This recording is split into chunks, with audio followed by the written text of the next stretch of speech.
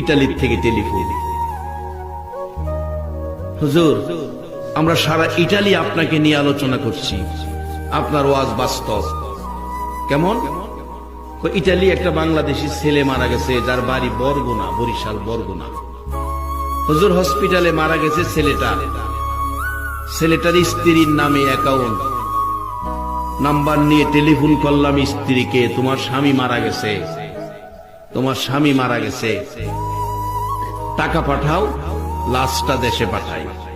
স্ত্রী বলছে, আল্লাহ সাক্ষী, মিথ্যা কথা বললে জিহ্বাটা কেটে নেব। ওই ইটালির থেকে ফোন করে 15 মিনিট কথা।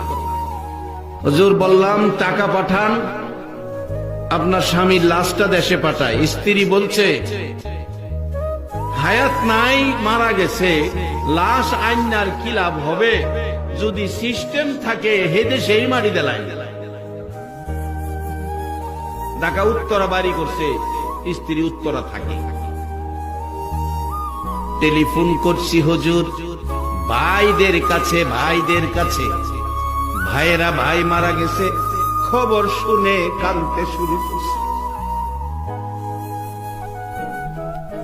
ডাকতেছে, ভাইরা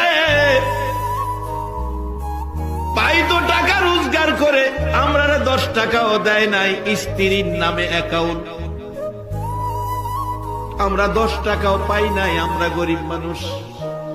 তোমাদের কাছে অনুরোধ করি, আমার ভাইয়ের লাশটা তোমরা পাঠাইয়া। মার কাছে টেলিফোন করলো, আপনার ছেলে মারা গেছে।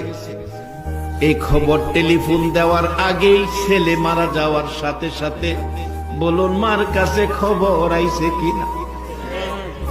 মা বিছানায় শুয়া রে মা কান্দে।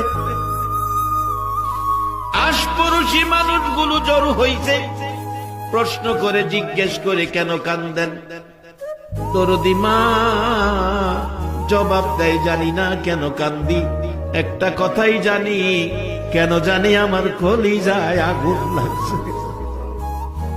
বলুন দেশে হোক আর বিদেশে হোক, সন্তান যদি কোনো বিপদ অ্যাক্সিডেন্টে পড়ে, দুনিয়ার কেউ জানে না, বলুন খবর আগে জানে কে?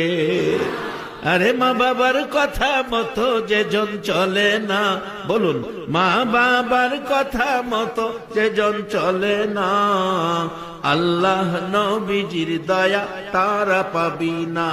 আইরে আল্লাহ নবীজির মা বাবা